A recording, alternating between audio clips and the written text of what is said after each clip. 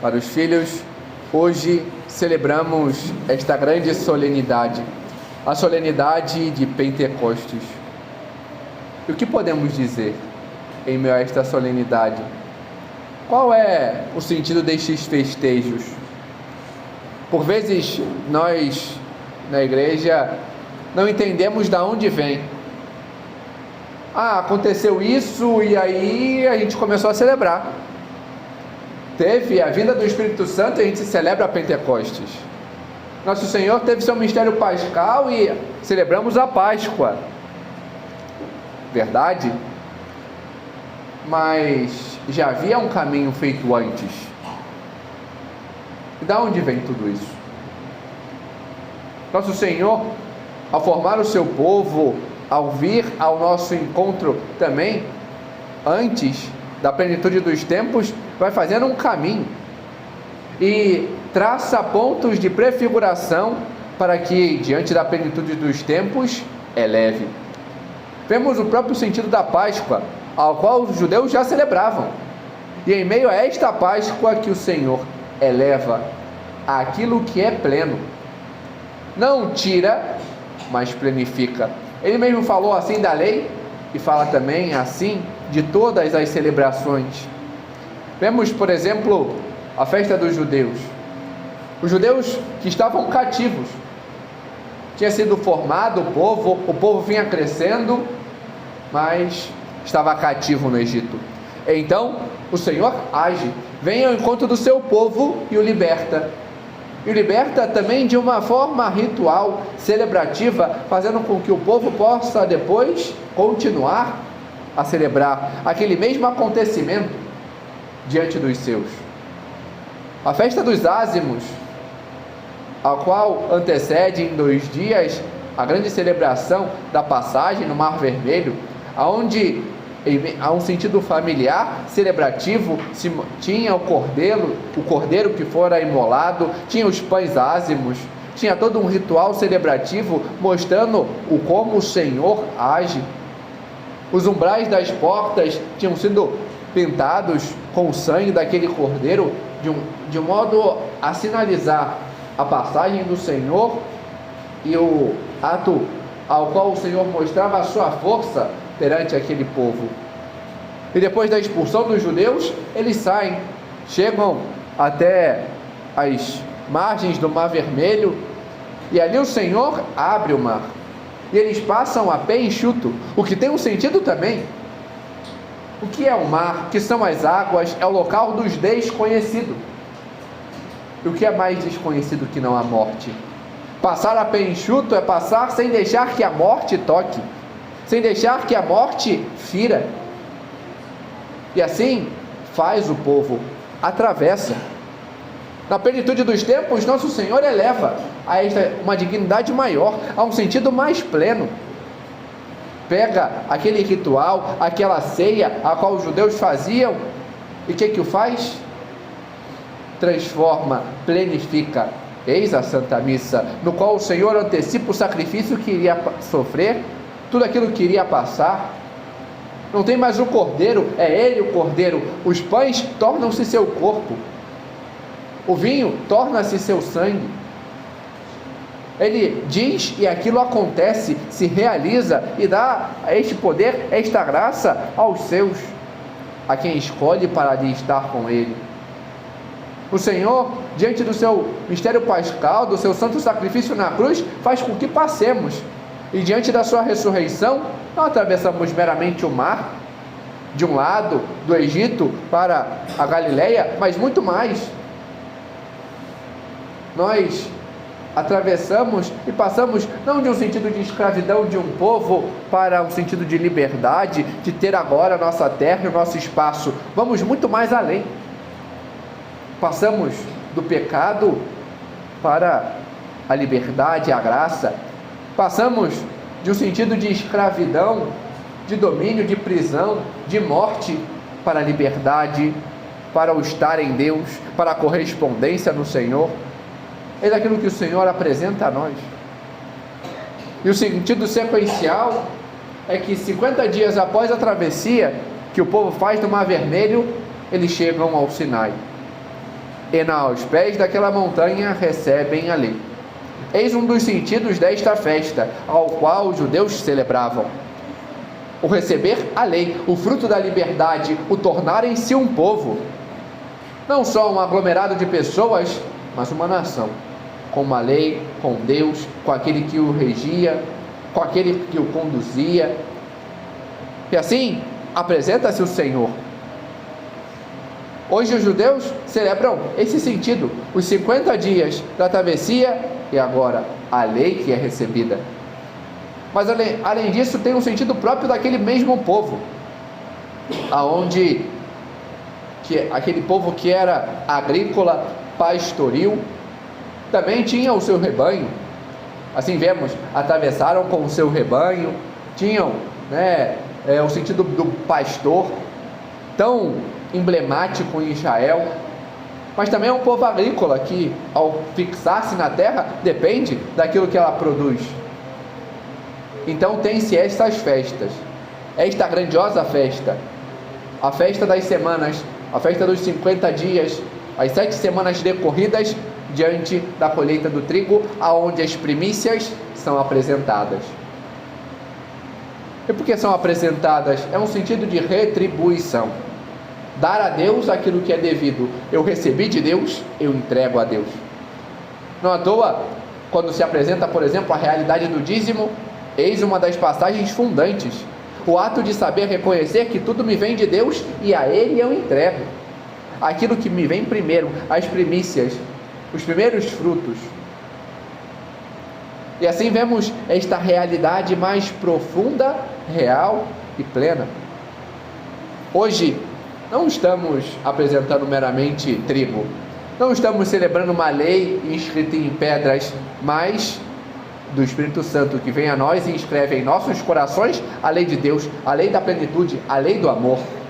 Os frutos da correspondência, do anúncio, do estar e ter feito uma experiência com o Senhor e agora poder ir e anunciar, testemunhar aquilo que Ele fez em nós, os seus frutos em nós, os seus dons em nós. É fato, vemos esta realidade marcada em meio a tantos. No Evangelho, vemos esta realidade ainda precedente do Senhor diante da sua ressurreição, mostrando essa realidade, este paralelo em meio a este tempo, do soprar do Espírito sobre os apóstolos.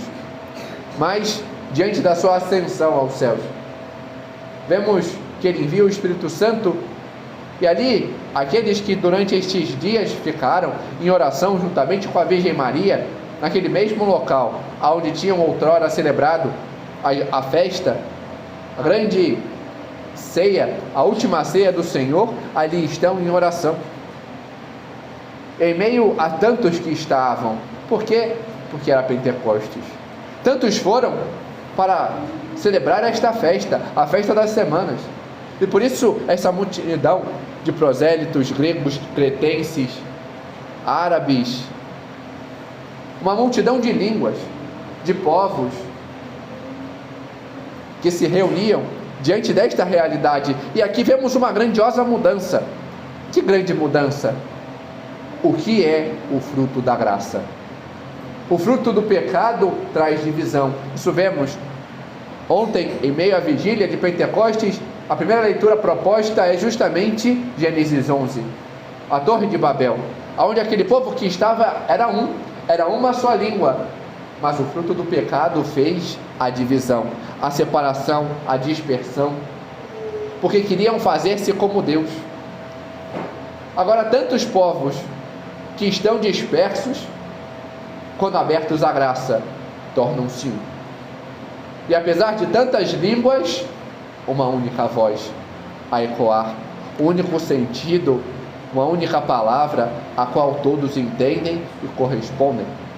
Eis o sentido que o Senhor apresenta para nós. Eis a grandiosa festa dos frutos, a qual nós somos chamados. E este dia também tem, por sinal, um olhar para nós, para saber o que eu tenho que apresentar hoje para Deus. Quais são os frutos que eu estou apresentando para Deus hoje? Não é esta a festa dos frutos? Quais são? A que lei eu venho seguindo? A lei dos homens? A lei do mundo? Que distorce e quer fazer somente a sua vontade? Ou a lei do Senhor, que me impele a agir e a corresponder? Qual vem sendo a lei, o sentido da minha vida que eu venho colocando? Aqui, a quem eu pertenço? Ao mundo ou a Deus? E o que eu venho fazendo para corresponder? Qual vem sendo a minha mudança? Tivemos mais de 2 meses de poder ter esta mudança real e verdadeira. 40 dias da quaresma, 50 dias da Páscoa. E que eu mudei? Eu tive 40 dias para entender qual é a minha realidade, o que eu tenho que mudar, quais são os meus defeitos para ser diferente. Eu tive aí 50 dias para experienciar o Senhor e me fortificar diante dele. E o que eu fiz? Eu cresci, por exemplo, na minha vida de oração. Padre, eu cresci. Agora eu estou rezando pra caramba. Rezo 10 terços por dia. Que ótimo. Como? Padre, eu vou rezando. Que nem os pastorinhos de Fátima antes de se encontrarem com a Virgem Maria. Porque eles rezavam assim: Ave Maria, Santa Maria, Ave Maria, Santa Maria, Ave Maria, Santa Maria, Ave Maria, Santa Maria. Acabou. É assim que eu estou rezando? Sem atenção, sem saber o que eu estou falando, sem falar? Então não vale, porque eu não estou rezando direito. Onde é que está a minha devoção? Onde é que está a piedade a qual o Senhor me chama? Este fruto do Espírito que deve agir em mim. Se eu não estou agindo assim, então tem alguma coisa de errado. Então eu não estou fazendo certo. Então não estou correspondendo. Então não estou buscando me unir a Deus. Como é que está sendo este meu mover, este diferenciar? Como é que eu estou sendo na minha família, no meu trabalho? Como é que eu estou sendo com os outros? Como é que está sendo minha atitude na igreja, na rua? Porque se eu sou na igreja eu sou um santo, até entrei na cabecinha assim, mas lá fora eu sou mais um mundano da vida, então não estou correspondendo a Deus. No meu trabalho, eu vou fazendo de qualquer jeito. Então você não está transformando o seu trabalho em oração. Então você não está louvando a Deus. Então você não está correspondendo àquilo que Ele te coloca e te confia. Porque é para Deus, não é para o chefe, para o cliente ou para quem quer que seja. Como é que está sendo em casa? Os filhos obedecem os pais, sabem ouvir, corresponder, sabem fazer aquilo que é pedido, ou ficam de grosseria, gritaria, não fazendo aquilo que deve. Os pais dão atenção devida aos esposos, aos filhos, ou simplesmente brigam, gritam sem saber de nada, ou que ainda pior, dão tudo de mão beijada. Não, Padre, eu sou muito bom pai, porque tudo que meu filho pede eu dou. Eu não deixo faltar nada para o meu filho. Meu filho quer um celular, eu dou. Meu filho quer tal coisa, eu dou. Meu filho faz isso, eu dou. É tudo assim. Que pai horroroso você é, que mãe horrenda você é, porque você não ama seu filho. Seu filho está sempre certo, faz tudo certo, então você não sabe corrigir seu filho? Você é um péssimo pai, você é uma péssima mãe, você não tem amor por eles, não sabe nem o que é certo. Onde está o fruto desse sentido de conduzir, de corresponder, de levar a união com Deus? Se não é assim, que fruto eu estou apresentando para Deus hoje? Eu tenho que querer mais, eu tenho que buscar mais. Hoje é onde a gente tem que colocar a mão da consciência e apresentar: a partir de amanhã, o caminho com o Senhor. É um sentido de continuidade, de sequência, retomamos ao tempo comum, mas eu tenho que ter vivido, correspondido para testemunhar. E como eu vou testemunhar? Qual vai ser as minhas ações? É de fato ou é na superficialidade? Eu sou chamado a ser mais, a corresponder mais, a me unir mais, a dar e a ser verdadeiramente o Cristo. É fato que às vezes a gente quer o que é mais fácil, mas nosso Senhor chamou a mais. Chamou a estes homens a irromper os medos para anunciar. Também nós. Isso depende dos nossos frutos. E algo emblemático no qual vemos hoje são os ícones retratando este santo dia de Pentecostes. O modo como aqueles apóstolos estavam em ato de oração, de correspondência para receber o Espírito Santo, e no centro a Virgem Maria. Certa vez dizia um padre em uma meditação, ela estava no primeiro Pentecostes, no primeiro derramado do Espírito Santo, a anunciação, aonde gerou o fruto da salvação em seu ventre, Cristo. Estava também no segundo Pentecostes, na segunda vinda do Espírito Santo, para que por meio dela o Espírito Santo viesse também aos apóstolos e neles gerasse Cristo em seus corações. E vemos a grandiosa mudança ao qual eles têm. Antes trancafiados no medo, diante de tantas turbulências, tinham vivido a paixão do Senhor, estavam naquele mar, experienciaram o Senhor, estavam felizes, mas o Senhor tinha ascendido aos céus. E o que eu faço agora? Estavam com medo porque poderiam ser perseguidos, mortos, diante dos judeus que ali estavam e cercavam. Mas o Senhor, vindo a eles, os impulsionou, mudou para que eles saíssem e testemunhassem e correspondessem. Hoje, também em meio a este cenáculo no qual nos reunimos em torno à Virgem Maria, também pedimos o Espírito Santo para que Ele venha sobre nós e nos transforme, para termos, como os apóstolos, a coragem de anunciar e testemunhar com as nossas vidas. Amém. Glória ao Pai, ao Filho e ao Espírito Santo. Amém.